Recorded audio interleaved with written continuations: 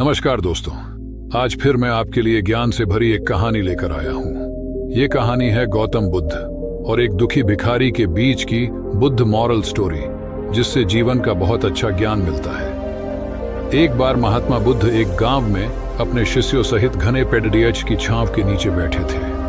आसपास के गांवों से बहुत से लोग अपनी मानसिक समस्याएं लेकर महात्मा बुद्ध के पास आ रहे थे। महात्मा बुद्ध उन सबकी मानसिक परेशानियों का समाधान देते। सब लोग खुशी खुशी अपनी समस्याओं का समाधान पाकर वहां से लौट रहे थे।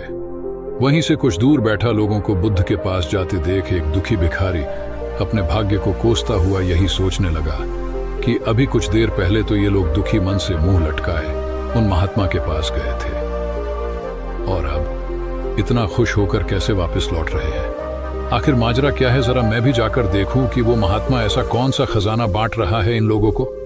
वे इतने प्रसन्न हुए कि उनके चेहरे लाल हो गए। जब वो दुख भिखारी कुछ नजदीक गया तो उसने देखा कि ये महात्मा तो लोगों को प्रवचन देकर लोगों के दुख का निवारण कर रहे हैं। यह देखकर भिखारी के मन में भी तीव्र इच्छा हुई कि क्यों न मैं भी इन महात्मा को अपना दुख बताऊं। मुझे भी अपने दुख का समाधान अवश्य मिलेगा।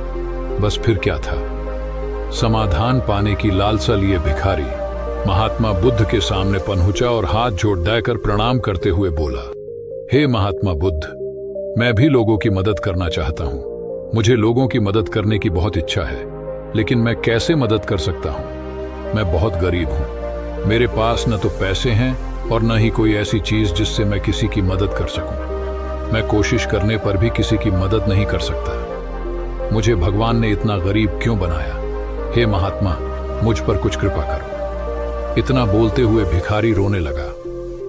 महात्मा बुद्ध बोले, आप बहुत अज्ञानी हैं, क्योंकि आप अभी तक इस भ्रम में जी रहे हो कि तुम्हारे पास कुछ नहीं, जबकि दूसरों को कुछ देने के लिए तुम्हारे पास बहुत कुछ है। तुम बिना धन और वस्तु के भी दूसरों की मदद कर सकते हो। तुम्हारे पास जुबान है जिससे तुम मीठे शब्द बोलकर किसी के दुखी चेहरे पर मुस्कान ला सकते हो।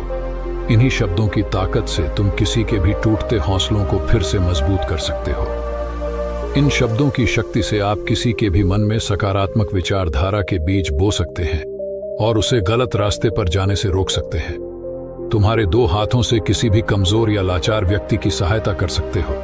आपके दो आंखें किसी अंधे को रास्ता दिखा सकते हैं। तुम किसी के लिए दुआ कर सकते हो। यह हो सकता है कि उनके बुरे काम फिर से हो जाएं। आप किसी के अच्छे स्वास्थ्य की कामना कर सकते हैं, लेकिन अज्ञानतावश तुम अब तक इस बात को समझ नहीं पाए और इस भ्रम में अब तक जीते रहे कि तुम्हारे पास मदद करने के लिए कुछ नहीं। किसी की मदद करने के लिए धन और वस्तु का होना अनिवार्य नहीं है।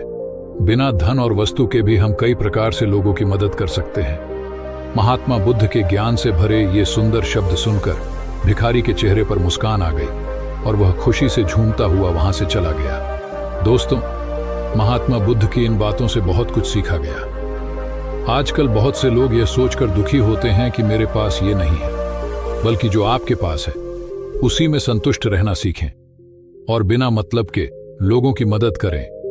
इन्हीं से आपको परम सुख की प्राप्ति होगी। तो दोस्तों, ये बुद्ध मॉरल स्टोरी आपको कैसी लगी कमेंट में जरूर बताना। मिलते हैं एक और नई स्टोरी के साथ। तब तक के लिए अपना ख्याल रखिए। धन्यवाद। नमो बुद्धाय।